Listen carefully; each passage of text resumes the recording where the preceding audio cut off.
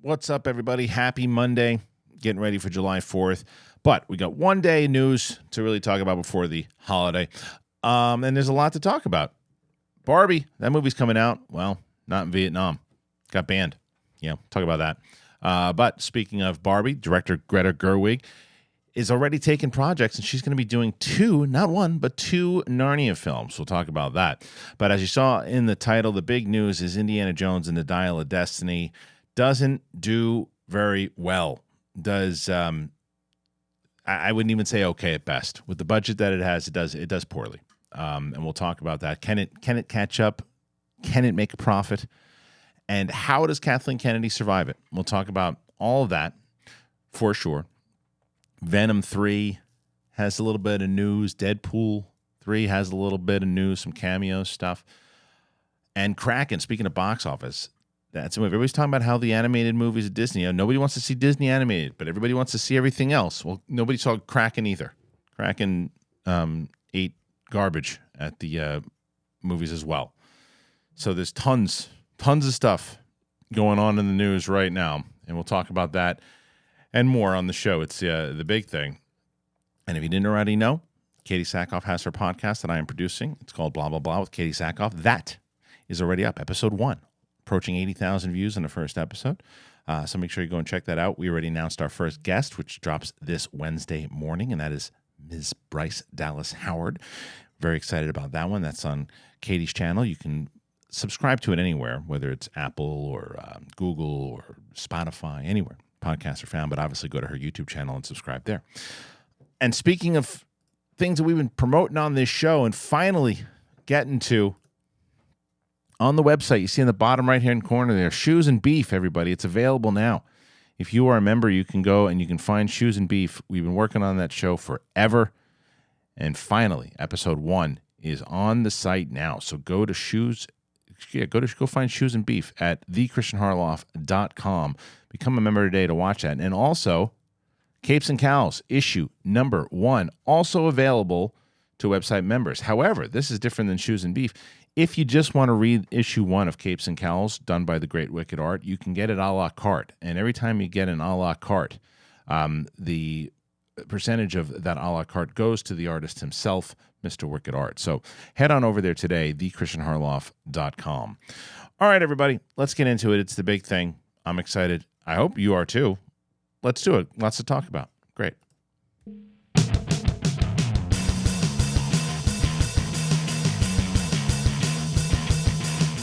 What's up, everybody? What's going on? Nice to see you all. Nice to talk to you all. And as I said, tons to discuss. There's I don't know. I guess we'll probably just jump right into this and talk about Indiana Jones. Didn't do very well, guys. All right, Indiana Jones, Dial of Destiny. This is from Dark Horizons. The soft $60 million domestic 3-day debut for Disney and Lucasfilm's Indiana Jones and the Dial of Destiny has been repeated overseas, with the movie also coming in on the low side of projections at $70 million from 52 international territories, bringing its worldwide opening to $130 million. The fifth installment of the franchise is said to be performing well in Europe, bar France due to rioting, where the Latin America and Asia Pacific regions are being dubbed lackluster, says Deadline. The film still managed to open in first place in numerous markets. It also opened in China, where not much was expected or delivered, as it took in just $2.3 million over there.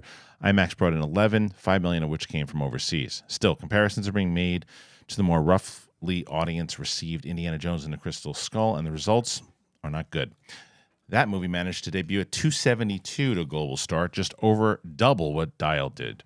Domestically, it not only opened far beyond the only real Star Wars misfire with Solo, a Star Wars story, at $84 million, but actually will debut to less than Transformers Rise of the Beasts earlier in June, with that film taking in $61 million on its 3-day domestic start. Even The Flash, a film being written off as the biggest bomb of the summer, still managed to make $139 in its worldwide debut, and it costs $100 million less to make. The trade also reports that according to their key sources, this touted production budget figure, $295, is actually less than $300 million the film end up cost to make, and that doesn't include the estimated $100 million in marketing. The reviews out of the world premiere at Cannes really do appear to have an impact, and yada yada yada yada. This is bad news for Disney and for Lucasfilm, and really bad. Like I said, the movie, I enjoyed watching the film. I thought I was comparing it to Crystal Skull. I think it is I think Alonso Duralde said it best. Is it the best Indiana Jones movie? No. Is it the fourth best? Yes, it is. But I didn't mind watching it the way I mind watching Crystal Skull. I didn't love the ending, really at all. And there's a lot of stuff that didn't work, but I liked watching Indiana Jones in the movie theater again, but a lot of people didn't. And that was here's the big thing. Overall, number one, you had to get past a lot. But one of the main things you had to make this movie incredible. Now that's not always easy. I mean, it's very hard to make an incredible movie. It's very hard to make a great movie, right? Especially when you have so many cooks in the kitchen, especially when you're dealing with a company right now that just isn't on the same page with a lot of different things. This movie had to be great for a lot of different reasons. Number one, you talk about what they mentioned in the report. It's a $300 million movie. So it has to be so good that everybody is talking about it, that word of mouth and critics and everybody who sees it loves it, to get people in that theater to make it break even. So if it has any bit of a negative, and premiering it at Cannes was a disastrous decision, really bad decision. If you didn't have enough confidence in it to think that it was like next level, everybody's going to love this. And maybe they did, but then you shouldn't. Then there's a lot of decisions that are being made over there poorly, and that would be another one. But when you go and you think, okay, let's hold on, let's let the audience go and see. But this movie needs to be incredible because of the $300 million budget to make sure that everybody, holy crap, this is the best Indiana Jones movie. It's better than the third. It's better. And then the other thing you got to do is, and this is the hardest part, and this is what Mandalorian season 1 and 2 were able to do. There are a lot of people out there who are just going to hate the majority of stuff, and you really got to win them over. They're going to hate it because there are political agendas. There's no doubt about it on both sides, and let's not be hypocritical in the fact that there's on both sides there's political agenda. But for the videos that go, I'm not watching this because of the political agenda. Your political agenda is hate. A lot of people, not everybody. A lot of people. So you've got to win those people over too. Mandalorian season 1 and season 2 did that, at least to a majority. And I know people are like, oh, you don't have to cater to them. You do. You not cater to them, but you've got to appease in the movie making business, and even in business in general.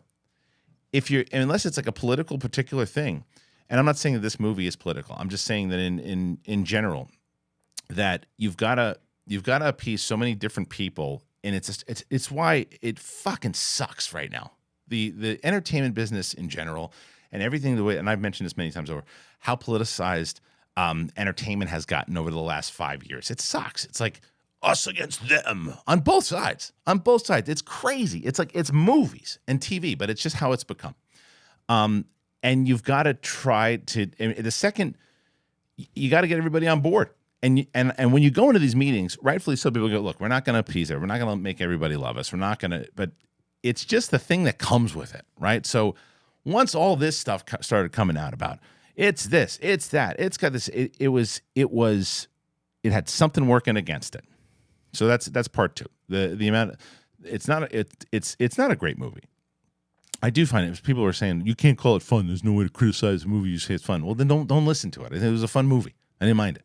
I think I like the ending. I like some of the character choices. I don't like the deep fake, the de-aging. I wish they would have deep faked. But I didn't mind watching it in the theater. And I liked it way better than Crystal Skull. Way better. Sorry. Way better.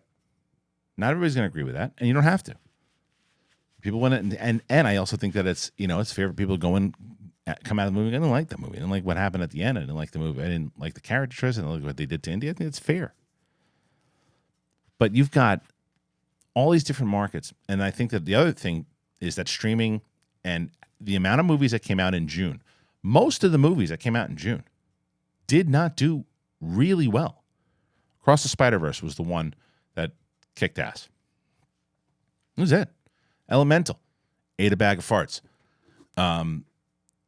Rise of the Beast did decent. Rise of the Beast, which we thought was going to be the one that ate it, and it didn't. Everybody thought. We were talking about, everybody thought that Rise of the Beast was going to be the one that was going to get crushed because it was in between Spider-Man and The Flash and was going to get annihilated. It did not. It was number 2. Out of all these movies, it was number 2. Because The Flash, as they say in this, is the biggest bomb of the year so far. Indy could be.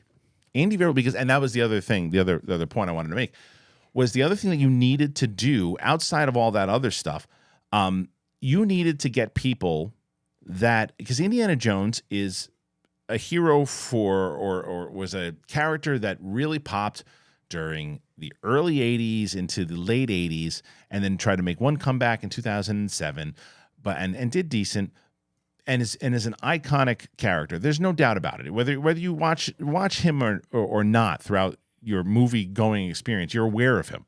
But not everybody's a massive fan anymore because he wasn't in the zeitgeist the way that comic book movie characters are, or even Avatar, all those types of things. So you, again, had to make an incredible movie in order to say, all right, it's a little too long also. But nonetheless, it did all this stuff, and the $300 million budget is the killer. In the same way that, like, Black Adam, right? Black Adam, I think, what did it make? $450, $500 million. That movie, at a $400, $500 million, whatever it is in the grand total, because of, if I said to you when they announced it, Black Adam, again, years ago, Black Adam's going to make $500 million. You're like, wow, that's pretty good. And then I tell you whether it's like a $250 million budget or 200, whatever the hell it is, what are you doing? These budgets are out of control. I've said it so many different times. The budgets are out of control. And there's this video that was going around about this guy who worked on the special effects of, what movie was it? Shit. I can't remember which one it was. It might have been The Flash. It was The Flash. And just talking about how these studios hire the special effects people, and how they take these bids, and there's a certain amount of shots. Can you get it done in this amount of money? And can you do this? And then they overwork the VFX artists, and they don't really give a shit if they have bad VFX or not. They just want to make sure that they hit the mark and do what they do. It's a major issue in general. Now, that's not necessarily what happened here with Indiana Jones. But even though, like I said, I if you're gonna do de-aging or anything, you're gonna try to put the younger version of a character, deepfake, voice modulation, or don't do it, or recast, because it's too jarring. It's too jarring. The first part of the Indiana Jones movie, when it opens up with Indy in this younger scene, the action scene and the story portion itself feels about as Indiana Jones as you can get. The problem is I kept getting sucked out of it because it sounded like a 80-year-old Harrison Ford, and also there was like this jarring video game look that would, oh, that looks good. Oh, that looks like a video game. Oh, his face looks like it's falling off. Oh, and that's de-aging as opposed to deepfake. I didn't feel that once during Boba Fett, and that's with Mark Hamill, and that's TV. So I just don't understand it. And someone wrote me on Facebook and gave me this whole answer, and I've been saving it on the side. I haven't had a chance to check it out, but I really want to get the reasoning behind why he or she thinks that they actually did this. But it does, then it kind of dives into the next category, which I see, like, Kathleen Kennedy is trending on Twitter again, right? And I saw this tweet that came in and said it's so hard because you see, like, here's the tweet itself. Hold on, because I want to address this. All right, Sean Nyberg says it's hard because you want to criticize Kathleen Kennedy for bad things like bloated budgets and endless production timelines, but you don't want to align yourself with the incels who criticize her for good things like hiring women and actors of color. Which I responded, you have to look at it like a sports fan. You can be a fan of the team and realize that the coach that they hire just isn't winning the games. Made some plays that worked, but most of them didn't. It might be time for that coach to coach another team. And that's really, really, to me, what it is. I just, it's like, I think there are, and we mentioned this, I think, on Capes and Cows on Friday. There are those people, as he mentioned, that are just going to go after her because, again, policy-wise, and think that, oh, she's got an agenda, she's going to do this. It's like, people will take you more serious if you separate it and say something along the lines of, look, you gave it a shot. There's just so much so far. It just hasn't worked. You can look at all the different things inside of the directors that came in, got fired, got moved, quit, left. That's one portion, right? The amount of movies that Solo, again, I do think that Solo is more of a Bob Iger failure than it is Kennedy's, because Kennedy did push to have that movie come out in December, and I think it would have done significantly better.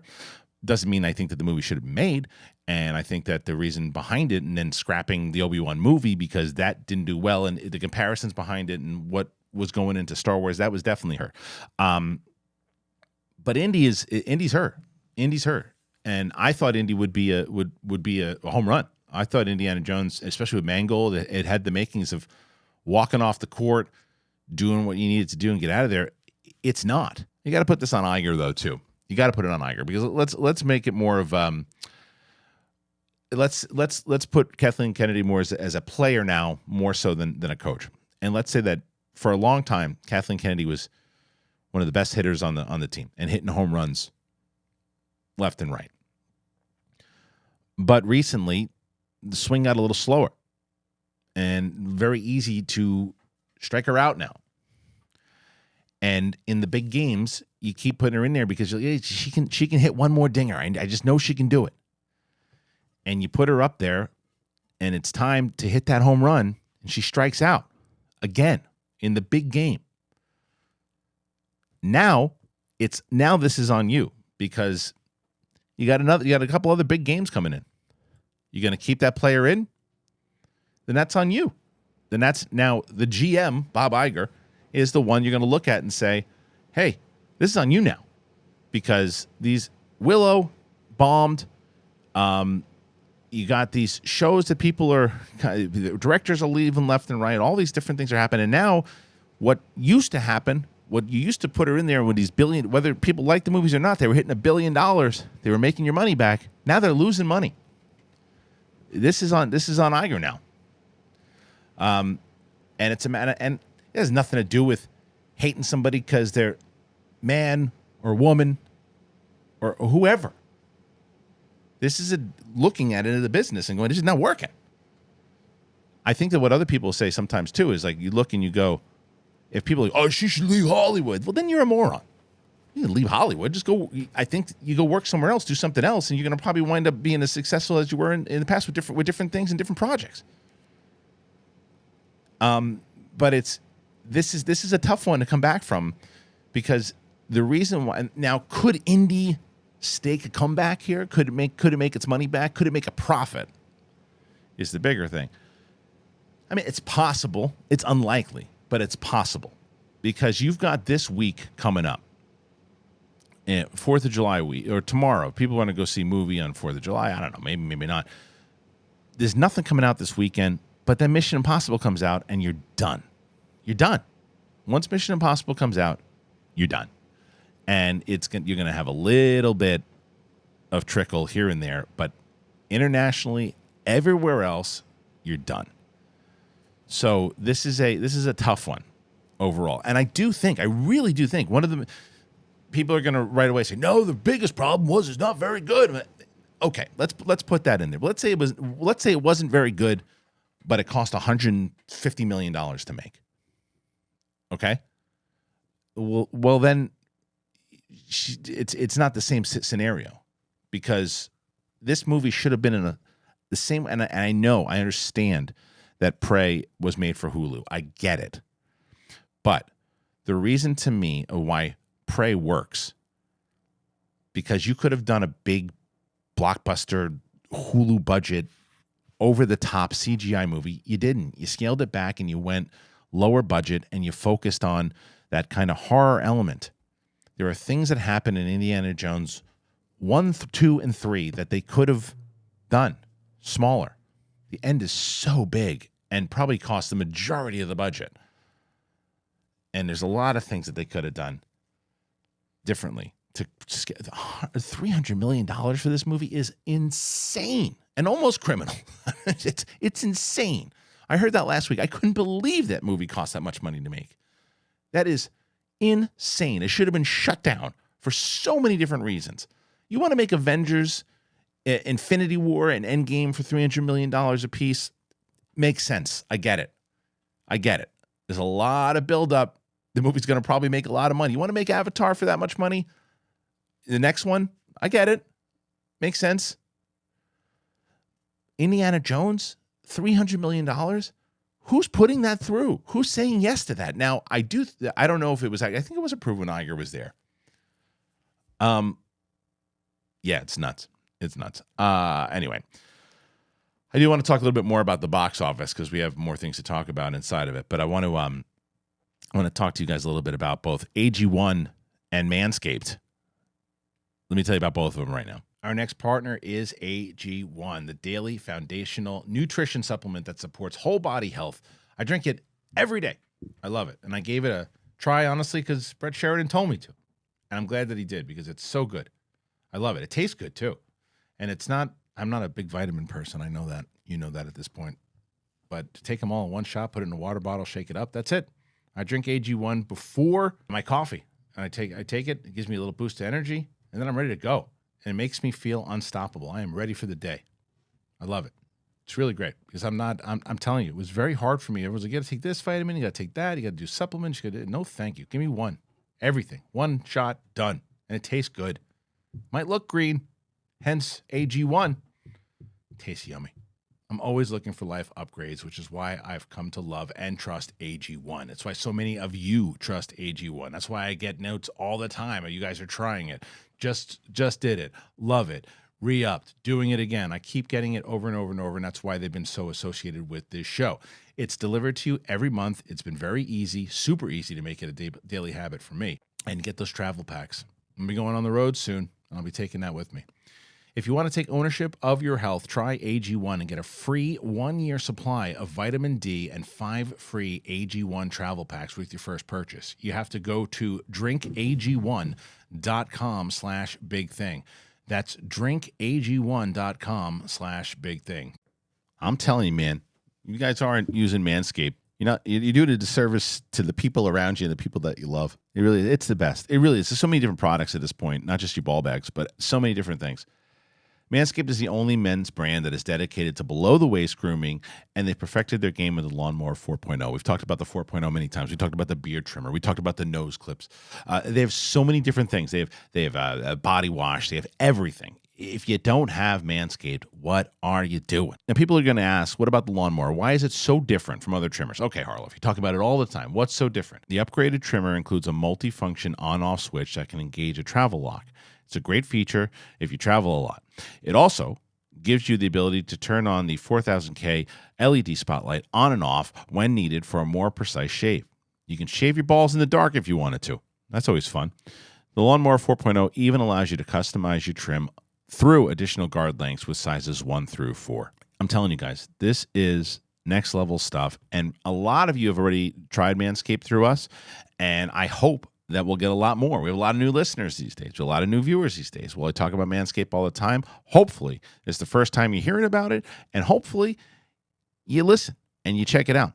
If you want to get 20% off and free shipping, go to manscaped.com. Use that code BIGTHING. I'm telling you, this is a gift for yourself that you'll never go back. Don't use those crappy razors that you get at the store. Like, just gonna re-up this. Just get yourself Manscaped. Trust me, you'll love it, and you're gonna thank me for it.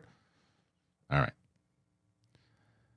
As I mentioned to you guys many times over, so I have gotten that on YouTube comments, on Twitter, and people have said, hey, I really want to support the show, and I'm not a member of the website. Is there anything I can do? Like, I noticed you don't do super chats on your shows, and you don't do live shows. And how do I support? I was like, look, support yourself, too. Find one of these things that sponsors that you find is good for you, and that helps the show tremendously, like tremendously. So if you're able to, AG1 I've been talking about forever. I remember both of these I've been talking about forever. AG1, they've been with us. You see, like almost every show I talk about them because they continue to come back here because you guys have been trying out and people have been really happy. And the same goes for Manscaped. Manscaped. If you don't have Manscaped in your house, I don't know what to tell you. You're using those little crappy razors still when you don't need to, and you have these things I've been talking about forever. Try it and use the code because it helps us out. It'll help you out. Get it for a gift. Get it for a gift for people too. All right, let's stick with the box office. The box office is just tough. It's a tough algorithm to figure out right now, man. Kraken, another animated. It comes out and it bombs. Does bad. Dark Horizons again. While the underwhelming start of Disney's Indiana Jones and the Dial of Destiny at the box office has dominated the film news headlines today, the rest of the box office was also suffering a rather quiet time. DC's The Flash fell to the 8th spot in its third weekend of release with a drop of 67% and a haul of just $5 million, meaning its domestic haul is not even $100 million. Oh, that is brutal. $99.2 million. Wow. DreamWorks and Universal's $70 million budget animated film Ruby Gillman, Teenage Kraken, bombed. There's your title. It's one of the reasons too. Just call it Kraken. Ruby Gillman, Teenage Kraken. All right. Bombed in its debut, coming in 6th place with $5.2 million and 7.6 internationally. It snagged a solid A cinema score from audiences. Doesn't matter anymore if movies are good, I guess.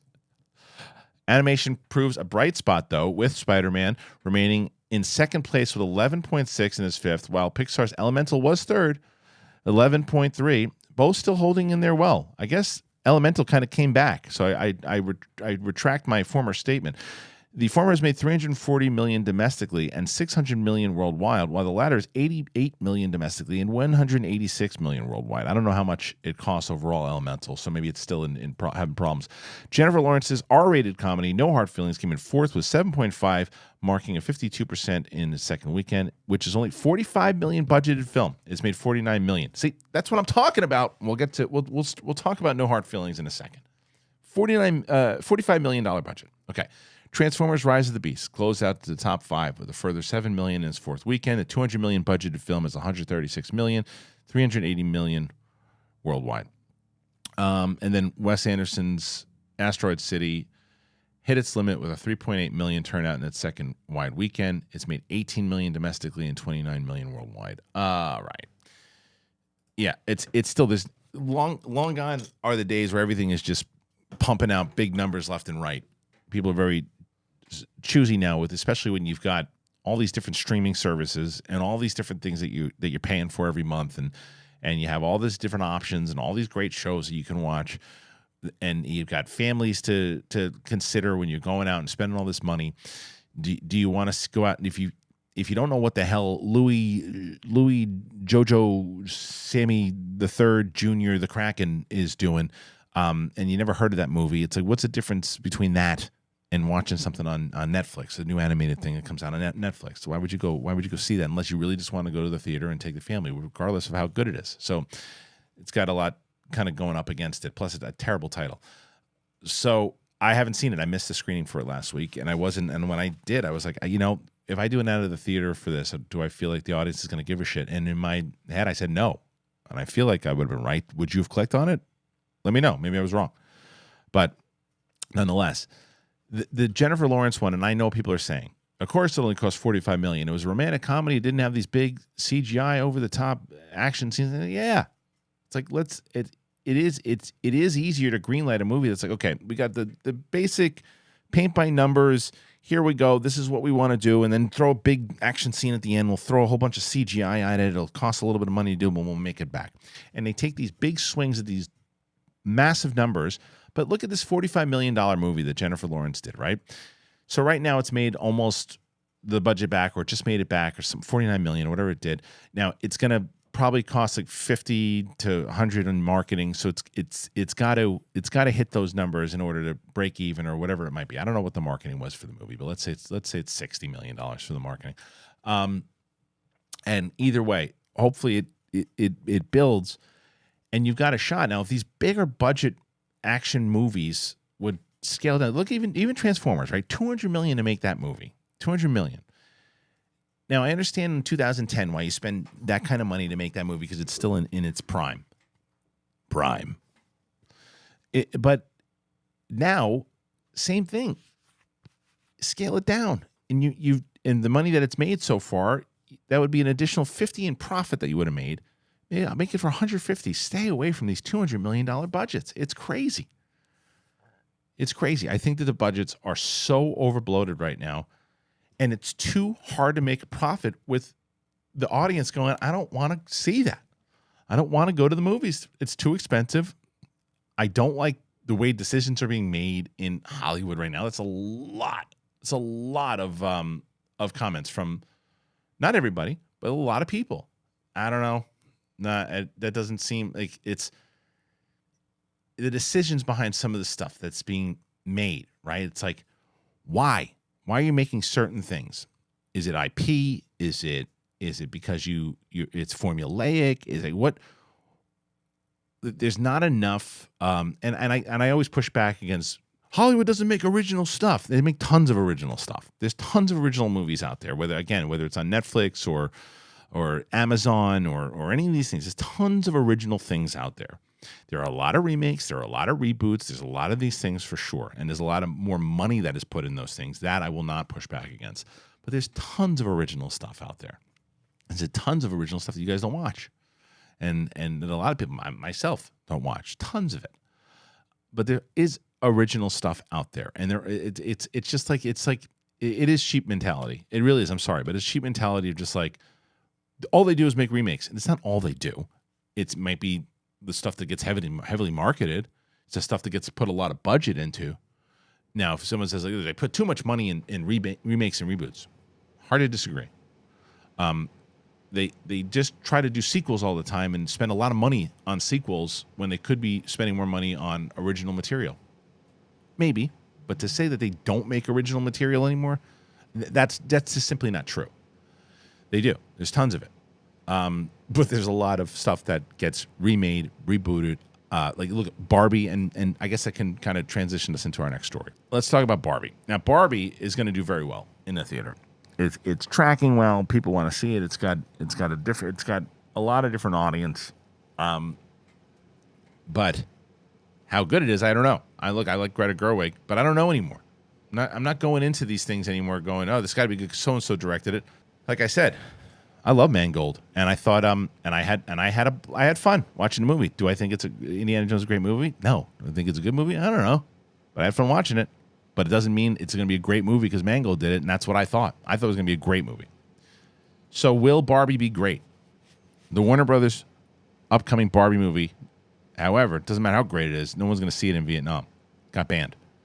Margot Robbie and Ryan Gosling star in the film, and it is one of the more anticipated movies of the summer, and it would have originally opened in that country on July 21st. But according to Variety, the film contains a scene that depicts a map with the 9-dash line. This represents China's territorial claims in the South China Sea, which Vietnam says violates its sovereignty. Vietnam Cinema Department Director and Minister of Culture V. Ken Thon revealed on Monday that the ban was decided by the National Film Evaluation Council.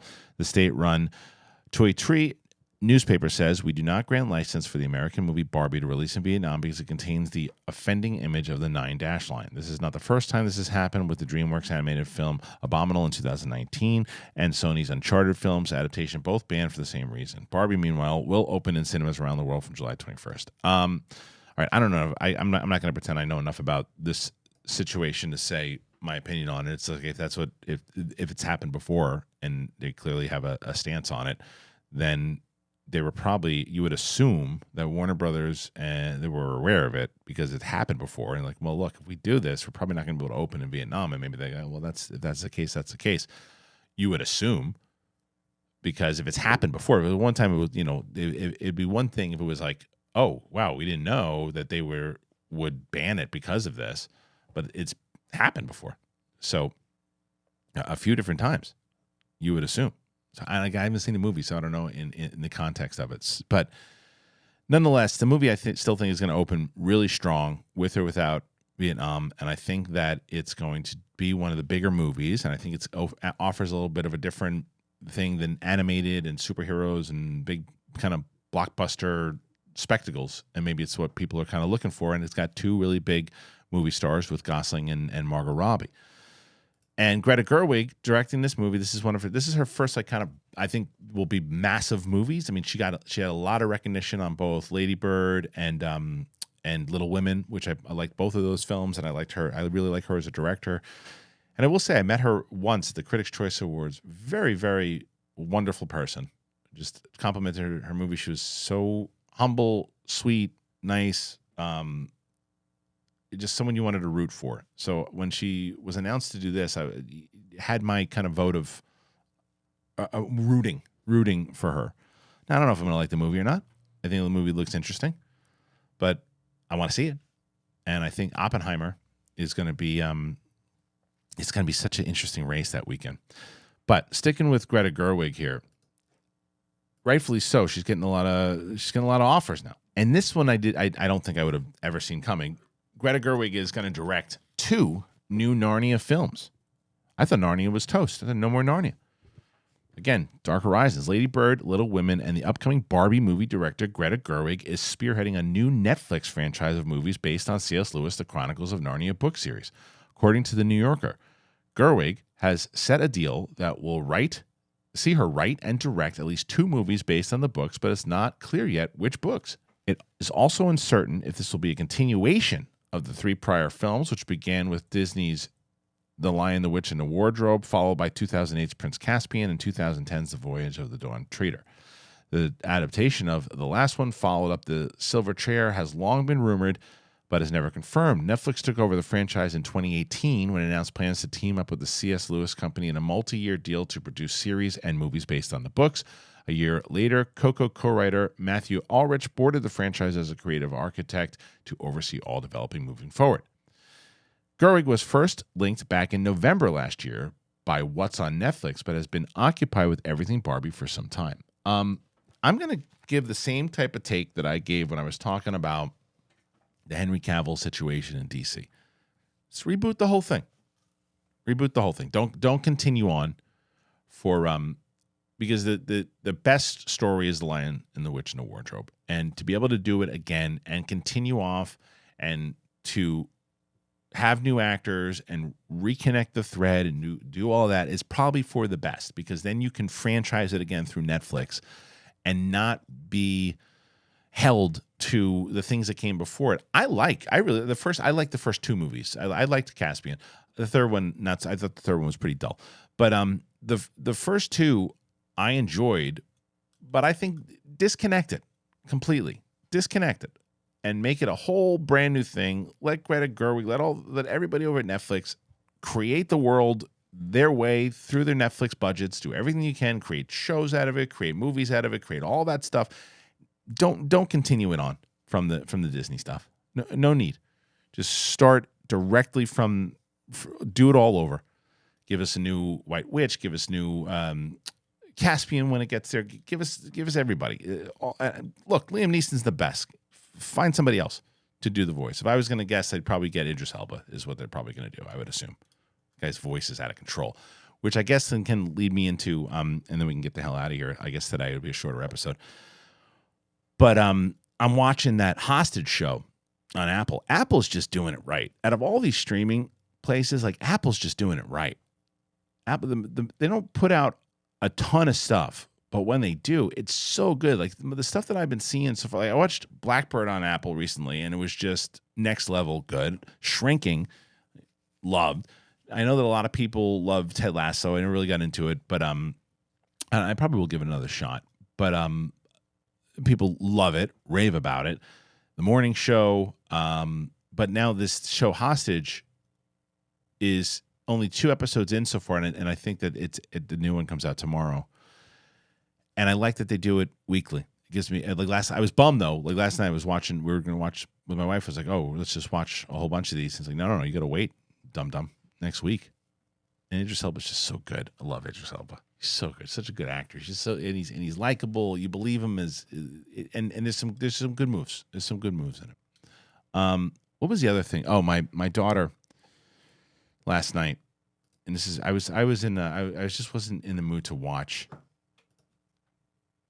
anything except what I wanted to watch last night. And my daughter, to her credit, kept pushing me. She watched this movie, this animated film that she kept pushing me on. And I'm like, I don't want to watch this right now. And she's like, you got to watch it with me, Dad. Come on. And it's Nimona. And I started watching a little bit, and it was good. It really was. For when I started, it was good. But I was like, I don't want to watch this. I just don't want to watch it right now. And she's like, fine, go watch it by myself. And she left. And I was like, and I literally right before I started the show today, apologized to her because I was like, you watch all this shit with me all the time. I'll watch the movie with you. And it was pretty good. And she's like, okay. So I'm going to watch Nimona with her. And it's interesting. And I saw Mike Vogel, who did the animation, but the original designs, I should say, for Shoes and Beef, who was on Geek Buddies with Roka, and I saw him tweet about it as well. So I was like, yeah, my daughter watches everything with me, and I gotta watch it with her. So one thing she really asked me to watch with her, someone check out Nimona, and that's on Netflix as well. And I think that's it. Let me check if there's any other news. All right, we'll do this one, and I'm putting time codes in there. So if it turns out to be like, I don't know if these are spoilers or not, but they're just saying Deadpool 3 cameo rumors heat up.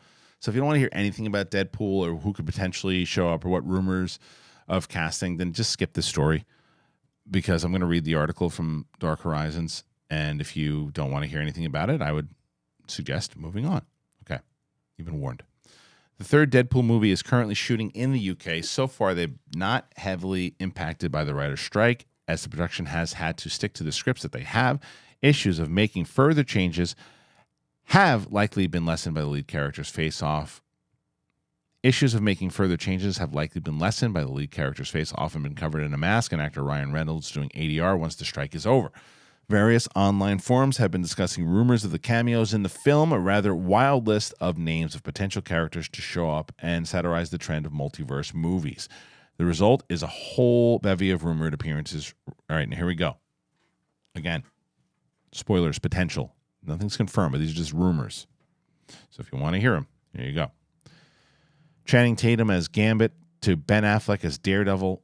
While this is all pure speculation, one of the earliest rumors regarding the film may hold weight. Deadpool Updates reports that Owen Wilson posed for a photograph with fans in London the other day, adding evidence to the rumor that his Loki character of Mobius will appear in Deadpool 3. Jeff Snyder reportedly first broke the news of Wilson's potential appearance back in March, with the Time Variance Authority from the Loki series supposedly getting involved in Deadpool's multiverse interference. Wilson was last reportedly attached to Nancy Meyers' costly Paris Paramount feature at Netflix until the project was scrapped over budgetary issues. He'll be seen in the second season of Loki, which comes out in October. Deadpool is supposed to come out in May 2024.